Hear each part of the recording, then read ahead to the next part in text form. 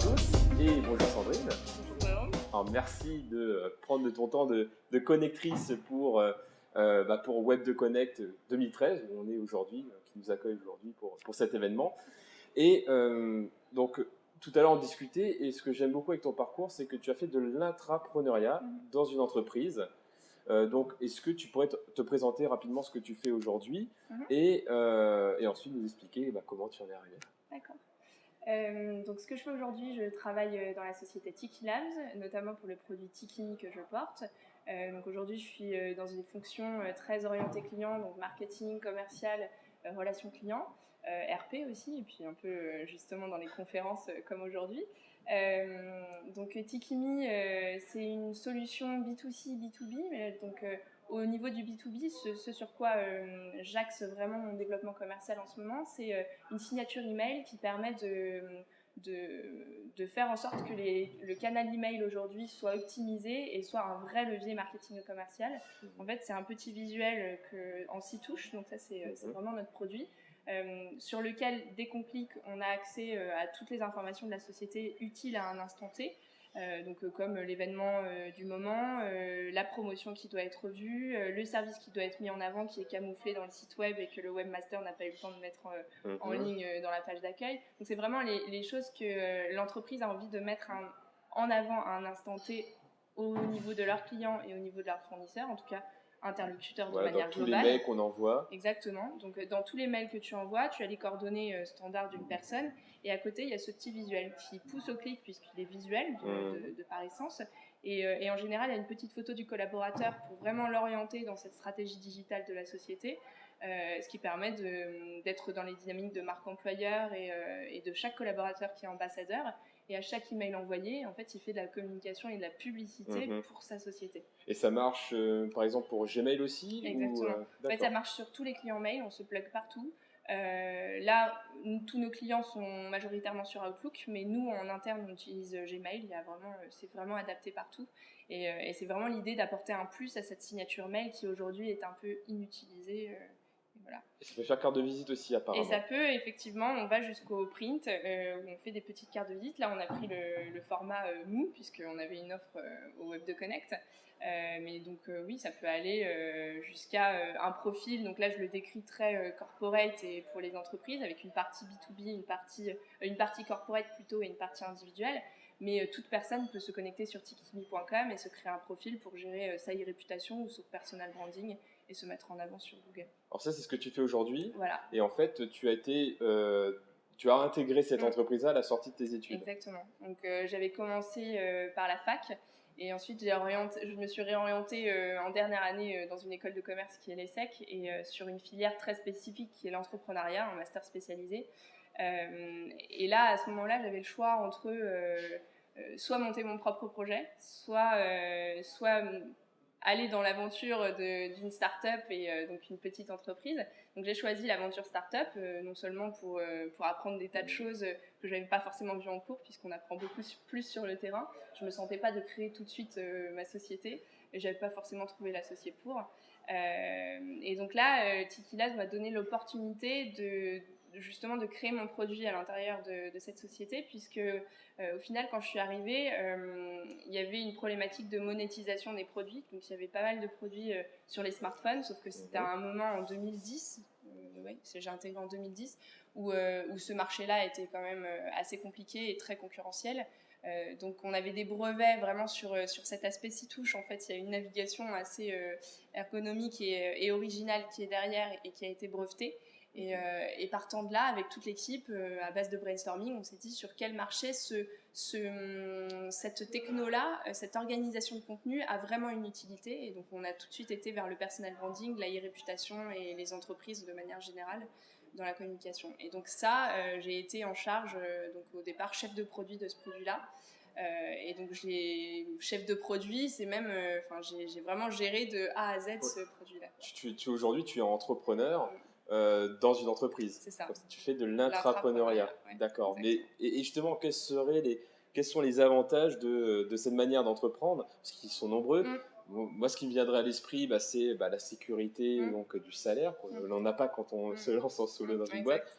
Donc, Alors, c'est vrai qu'on a plus de sécurité au niveau du salaire que si on se lançait tout seul. Maintenant, ça reste une start-up, donc la sécurité est quand même minimum. C'est vrai qu'au final, c'est quand même pas très sécurisé et on est accompagné. En fait, c'est toujours un peu de risque, même si c'est pas nous qui prenons la responsabilité juridique ou même pénale de la gestion de la société. On suit quand même la gestion au fur et à mesure. Je suis amenée à toucher à de la compta, etc. Donc au final, on participe vraiment à ce truc-là et on sent qu'à des moments où c'est plus fragile, on le sent. Donc il faut tu aussi... es responsable. Voilà, on se sent quand même un minimum responsable, même si, si la société ne fonctionne pas, tu as aussi plus de sécurité, tu as la sécurité chômage aussi, on se rend pas compte, mais les entrepreneurs n'en ont pas. Totalement. Mais au-delà de ça, sans penser à ce que la société ne fonctionne pas, plutôt même quand elle fonctionne, on sent vraiment toutes les ficelles. Si à un moment c'est tangent, on sent le risque. Bon, après, ça dépend des responsabilités qu'on a dans la start-up, mais effectivement, en tout cas, le CEO m'a intégré très rapidement dans ces problématiques-là. Donc, je le sens quand même si effectivement j'ai plus de sécurité, je touche quand même ce risque et il faut quand même avoir ça et pas avoir trop peur et avoir ça dans le sang, quoi, plutôt. D'accord. Donc, ça a de la sécurité, mais en même temps... voilà, mais comment on fait pour arriver à proposer à un employeur donc d'avoir cette liberté, parce que tu as une certaine liberté, tu as une certaine responsabilité alors que tu venais d'arriver. Et c'est vrai, comment tu peux devenir intrapreneur dans une entreprise? C'est une très bonne question. En fait, j'y suis allée beaucoup au culot, ce qui a marché dans certaines... ce qui a fonctionné plutôt dans certaines startups et dans d'autres non. Je suis arrivée en me disant, je suis en entrepreneuriat. Moi, ce que je veux apprendre, c'est je vais être bras droit d'un patron de PME ou de TPE. Donc, à l'époque, je me suis dit, je veux être son second. Je veux faire mes preuves et l'accompagner au quotidien, etc. Donc, moi, c'est comme ça que je me suis présentée. Quand je lui ai envoyé un mail et mon CV, je lui ai dit, moi, je vais être ton bras droit. D'accord. Okay. Donc ça a été énormément de culot parce que certains m'ont dit mais pour qui tu te prends? Et puis au final lui il m'a rencontré et d'autres également, mais et ça il y a eu un fit, donc c'est pour ça que j'ai choisi cette société. Mais au final le culot marche pas trop mal, donc ça c'est les premières conclusions que j'ai appris. Maintenant, il faut bien aussi le gérer parce que c'est quand même une prise de risque assez considérable. Et ça dépend qui on contacte. Si on contacte une grande société d'audit, non, tu peux. Ça pas trop de marché. Il faut adapter ton discours à la cible, on est d'accord.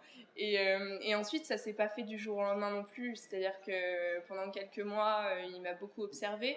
Quand on arrive dans une startup, on n'a pas forcément un profil bien défini ou en tout cas des fonctions où on te dit c'est ça que tu fais et puis c'est comme ça que ça va se passer. En fait, on dit vaguement c'est du marketing, de la communication, sauf que si les personnes en interne s'y connaissent pas trop, t'es livré à toi-même et par autonomie, en fait, t'apprends tout seul. Donc c'est vraiment de l'auto-apprentissage. Et je pense que ça a été beaucoup d'observations de comment je gérais les situations, etc.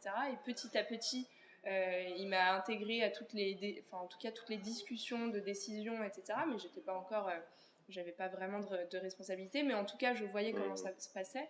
Et très rapidement, parce que il s'est dit, si j'étais en filière entrepreneur, c'était aussi beaucoup pour apprendre. Donc si je pouvais pas apprendre sur le tas, ça ne servait à rien. Donc je pense que c'est aussi, ça dépend de la personne sur qui on tombe, du CEO qui veut bien miser sur toi ou non, donc il te teste un peu forcément, mais c'est aussi une part de risque pour lui que de miser sur toi. Donc je pense qu'il a pris ce risque-là et au final il m'a embauchée juste après mon stage parce que je suis restée 1 an en stage alterné à l'ESSEC et j'ai été embauchée en CDI juste après. Donc voilà, donc comment c'est plutôt allier les deux, quoi, du test et puis de la confiance. Ouais, donc culot, puis plus ensuite construire la confiance dans le temps. Exactement, ouais. Et donc ça débouche justement sur ses responsabilités. Exactement. Et du coup, j'imagine que tu épanouis dans ton métier. Oui, en ce moment, disons qu'après, il y a plein de frustrations et des avantages et des inconvénients à être dans une start-up. Donc oui, ça me plaît parce que vraiment, du coup, je suis autonome et j'apprends énormément de choses et quotidiennement, je veux apprendre encore plus. Et je vis vraiment au jour le jour l'ambiance dans une start-up et les hauts, les bas qu'elle peut connaître. Donc ça, c'est vraiment top. Ça me forge en tout cas une bonne expérience pour plus tard. Et puis c'est surtout sur ce point-là que je voulais insister. Du coup, j'ai perdu le fil. Une frustration, une petite frustration quand même. Une petite frustration quand même parce que en fait, t'es épanoui, mais tu fais plein de choses. Donc c'est génial parce qu'on est à 100 à l'heure, donc tu cours partout et tu fais plein de choses. Maintenant, la frustration, c'est qu'à force de faire plein de choses, on s'y perd et on se dit, mais dans quoi je suis vraiment forte? Dans quoi il faut que... Enfin, j'ai pas vraiment de spécialité en fait en entrepreneuriat. Oui, en entrepreneuriat, c'est ce que d'ailleurs, il y avait une conférence sur d'Agora Pulse tout à l'heure. Il disait, un entrepreneur, il est censé savoir tout faire, en tout cas savoir tout comprendre. Et c'est un peu ça que je ressens, c'est-à-dire que je dois comprendre le technique, je dois comprendre le marketing, la communication, la relation client, dès qu'il y a un bug, dès qu'il y a une suggestion, je dois être à l'écoute, etc. Je dois toujours être de bonne humeur parce que je suis en contact client. En tout cas, toujours être ouverte et à l'écoute. Et au final, à la fin de la journée, tu te dis, bon, qu'est-ce que j'ai vraiment fait, qu'est-ce que j'ai accompli? Mais parce qu'on n'a pas des objectifs très précis comme en grand groupe où on est... si une personne s'occupe des newsletters, elle a l'objectif des newsletters, par exemple. Et c'est plus cadré. Au final, en start-up, t'es interrompu un peu partout, par toutes les fonctions, parce que t'es transversal. Ouais. Et donc, c'est un peu une frustration là-dessus. Mais au final, je pense que si j'étais focusée sur quelque chose, je ne m'épanouirais pas plus. Donc c'est aussi... c'est un équilibre. Voilà, c'est un équilibre qu'il faut trouver. Et je pense que c'est beaucoup d'organisation. C'est une faculté qu'on apprend aussi sur le tas et c'est beaucoup organiser son emploi du temps en fonction de ce qu'il faut faire pour être au moins satisfait de... Et d'ailleurs, si on devait conclure sur un conseil en organisation, quel serait ton conseil dans ce domaine-là? En organisation, là ce que je tente de faire, c'est tous les soirs de faire un petit bilan de ce que j'ai réussi à faire et de tout de suite, pour le lendemain, me dire, bon, bah, si j'ai pas réussi à faire ça aujourd'hui, je le ferai demain. Mais vraiment, enfin, c'est la to-do list classique, mais vraiment s'y tenir et essayer un maximum. Et si on est troublé, bah, de le reporter au lendemain, mais pas de le reporter à une semaine, quoi. Et au moins que tout soit écrit, noté à un endroit donné, pas forcément que dans notre tête, parce qu'on pense à tellement de choses qu'on en oublie. Donc ce conseil-là, c'est basique, mais la to-do, moi, ça me sauve la vie. Et puis je barre quand je le fais et c'est vraiment, moi pour le coup ça fonctionne bien et il y a quelques applications sur le smartphone qui permettent de gérer sur ça. Papier, rester classique, simple et efficace. En plus on voit l'avancement. Ouais. Merci beaucoup Sandrine. Merci à toi Jérôme. Et donc à la prochaine. Ouais.